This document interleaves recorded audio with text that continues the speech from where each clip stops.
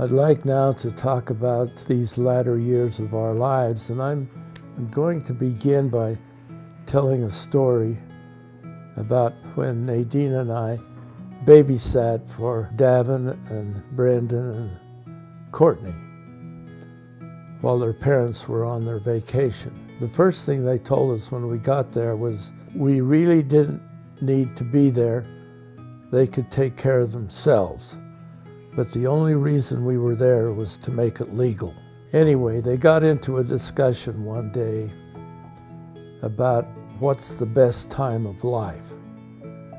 And they decided the best time of life was when you were in your late 20s or early 30s, and you were all through with school, and you were married, and you were starting to make money. I said, no, the best season of your life is whatever season you're living in right now.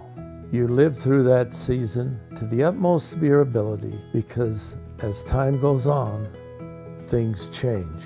And right now, I'm living in a season of my life that I didn't expect to be living in, but it's called the season of a second marriage between Nadine and I.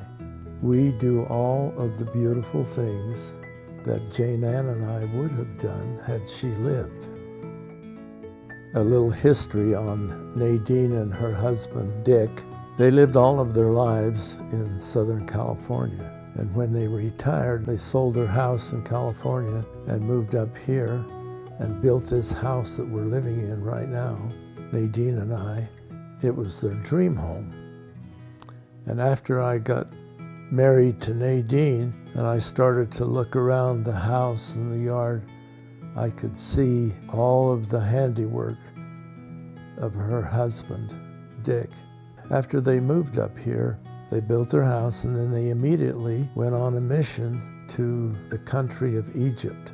And after they got back off of that mission, Dick got cancer and passed away suddenly within about 2 months. Nadine was single for about 8 or 10 years, and during that time, she went on another mission by herself to the country of India. Jane Ann and I knew Nadine and her husband. We were in the same empty nesters group. We were in the same ward together for quite a long time. When Jane Ann passed away, Nadine, who doesn't like funerals, came over and expressed sympathy. What eventually happened is I morphed sympathy into affection. That's my story. She has another story, but that's mine. Anyway, we started dating. Eventually, we decided that we would get married, and so we were married for time only by the sealer in the Provo Temple.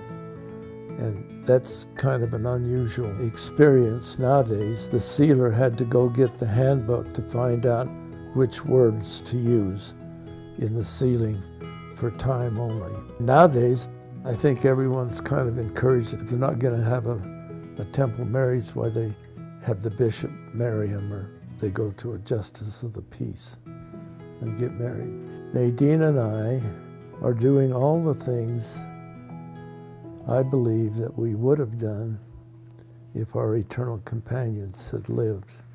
We get up each morning and we not only study the scriptures, we study them with great intensity. What does that mean? Well, it means it means that it's not 10 or 15 minutes. It's like an hour or maybe an hour and a half, and sometimes 2. That's what you get to do when you're a missionary. Yeah, that's what you get to do when you're a missionary. So that's the only 2 seasons of your life that you can have that kind of experience. The other thing that happened in our lives is that Nadine and I also are able to experience all of the beautiful intimacies that can take place between one of Heavenly Father's sons and one of his daughters in the bonds of a holy matrimony. And that includes not only the physical intimacies, but the intimacies of the mind and of the heart and of the spirit and of the friendship. It's a complete kind of thing that I believe can only happen in this beautiful season of our lives. Nadine and I promise that we will love one another forever in whatever form is appropriate for the eternities.